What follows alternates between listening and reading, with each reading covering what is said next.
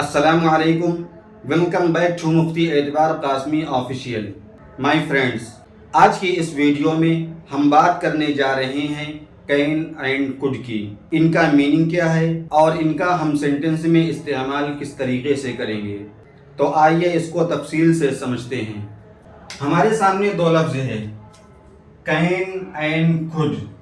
इनका हम इस्तेमाल करते हैं रिक्वेस्ट, दरखास्त के लिए, ऑफ़र, पेशकश के लिए इस्तेमाल करते हैं, परमिशन, इजाज़त के लिए इस्तेमाल करते हैं, और इसी तरह एबिलिटी यानी सलाहियत और अहलियत के लिए इस्तेमाल करते हैं।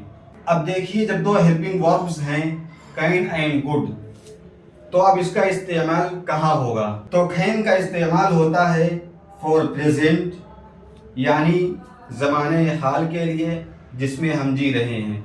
इसका जो मीनिंग होगा वो सकता है, सकती है, सकते हैं। और कुड का इस्तेमाल होता है फॉर पास्ट यानी ज़माने माजी के लिए, गुजरे हुए ज़माने के लिए। इसका दो मीनिंग होगा, एक तो होगा सकता था, सकती थी, सकते थे।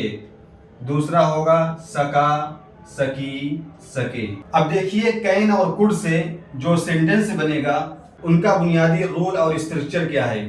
तो इसका रूल है, सबसे पहले रखेंगे सब्जेक्ट, उसके बाद रखेंगे हेल्पिंग वर्ब कैन या कुड, उसके बाद रखेंगे मेन वर्ब जिसको हम अरबी में फ़ियल कहते हैं, उसके बाद रखेंगे ऑब्जेक्ट जिसको हम अरबी में मफ़ऊल कहते हैं। ये मफ़ऊल क्या होता है? मफ़ऊल कहते हैं जिस पर फ़ाइल का फ़ेल, जिस पर करने वाले का काम वाक़े हुआ हो, जिस पर करने वाले का काम का असर पड़ा हो, उसको बोलते हैं मफ़ऊल। अब देखिए मिसाल, जैसे आई कैन हेल्प यू। तो सबसे पहले रखा सब्जेक्ट यानी फ़ाइल, उसके बाद रखा हेल्पिंग वर्ब, उसके बाद मेन वर्ब, आखिर में रखा ऑब्जेक्ट यानी मफ़ऊल। तर्जुमा है, मैं आपकी मदद कर सकता हूँ। अगर ये जुमला नेगेटिव बनाना है तो क्या करेंगे, हेल्पिंग वर्ब के बाद नोट बढ़ा देंगे, हेल्पिंग वर्ब के बाद नोट का इजाफा कर देंगे। जुमला हो जाएगा आई कैन नॉट हेल्प यू, मैं आपकी मदद नहीं कर सकता हूँ। अब यही जुमला अगर इंट्रोगेटिव प्लस अफर्मेटिव बनाना है तो क्या करेंगे, अफर्मेटिव का जो हेल्पिंग वर्ब कैन था उसको उठा करके शुरू में रख देंगे। जुमला हो जाएगा can I help you, can I help you, क्या मैं आपकी मदद कर सकता हूँ। इंट्रोगेटिव प्लस नेगेटिव बनाना है तो नेगेटिव वाले जुमले का जो हेल्पिंग वर्ब था उसको उठा करके शुरू में रखेंगे और नोट जहाँ है वहीं रहेगा। जुमला हो जाएगा can I not help you, can I not help you, क्या मैं आपकी मदद नहीं कर सकता हूँ।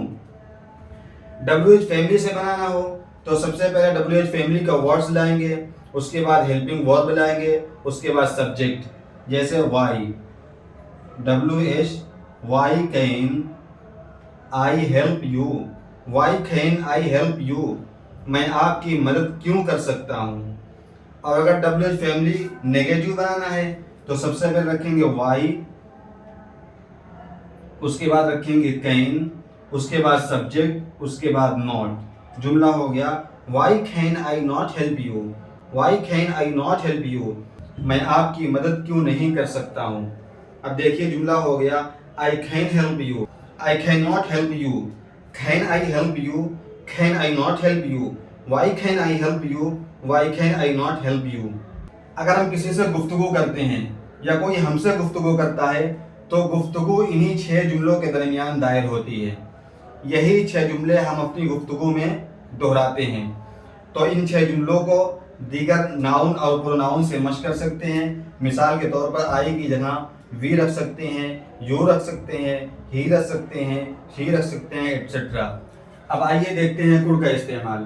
कुड का इस्तेमाल करते हैं फॉर पास्ट। इसका तर्जुमा है सकता था, सकती थी, सकते थे, या सका, सकी, सके। जैसे यू खुद, COULD, you Khud help me, you Khud help me, आप मेरी मदद कर सकते थे। You could not help me, آپ میری مدد نہیں کر سکتے تھے، یا ترجمہ کریں گے آپ میری مدد نہیں کر سکے۔ could you help me، کیا آپ میری مدد کر سکتے تھے؟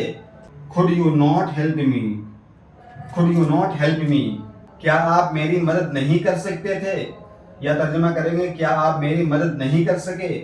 why could you why could you help me، آپ میری مدد کیوں کر سکے، یا آپ میری مدد کیوں کر سکتے تھے۔ آخری جملہ بنے گا why could you not help me، آپ میری مدد کیوں نہیں کر سکتے تھے، آپ میری مدد کیوں نہیں کر سکے۔ اس پر بھی آپ تمام ناؤن اور پروناؤن لگا کر کے 6 جملوں پر مشق کر سکتے ہیں۔ اب آئیے مزید دوسرے پروناؤن کے ساتھ انہی 6 جملوں پر مشق کرتے ہیں۔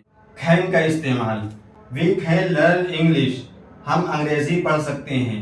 we can not learn English، can we learn English، can we not learn English، why can we learn English، why can we not learn English۔ ترجمہ کریں گے ہم انگلش پڑھ سکتے تھے، ہم انگلش نہیں پڑھ سکتے تھے۔ کیا ہم انگلش پڑھ سکتے تھے، کیا ہم انگلش نہیں پڑھ سکتے تھے، ہم کیوں انگلش پڑھ سکتے تھے، ہم کیوں نہیں انگلش پڑھ سکتے تھے۔ یہ ہوا فور پریزنٹ یعنی موجودہ زمانے میں استعمال، اور could ہوتا ہے فور پاسٹ یعنی ماضی کے لیے، اس کا ترجمہ تھا سکتا تھا، سکتی تھی، یا سکا، سکی، سکے۔ جیسے I could teach you، میں آپ کو پڑھا سکتا تھا۔ I could not teach you، میں آپ کو نہیں پڑھا سکتا تھا۔ could I teach you، کیا میں آپ کو پڑھا سکتا تھا۔ could I not teach you، کیا میں آپ کو نہیں پڑھا سکتا تھا۔ why could I teach you، میں آپ کو کیوں پڑھا سکتا تھا۔ why could I not teach you، میں آپ کو کیوں نہیں پڑھا سکتا تھا۔ تمام ناؤن اور پروناؤن لگا کر کے ان 6 جملوں کی مشق کیجیے۔ You can learn English، you can do it، آپ انگریزی زبان سیکھ سکتے ہیں اور آپ اس کو کر سکتے ہیں۔